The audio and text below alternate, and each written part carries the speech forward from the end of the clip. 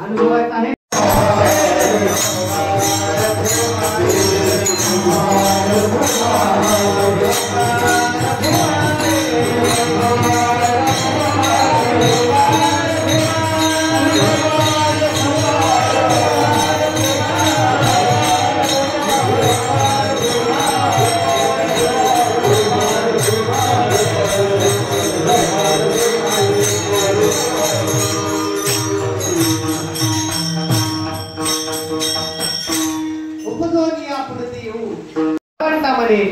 भगवान परमात्मा राया वाटला काला देतात आणि माऊली ज्ञानेश्वर महाराज काला देतात. असा असणारा काला तो वैकुंठाला सुद्धा दुर्लभ आहे, वैकुंठात सुद्धा नाही.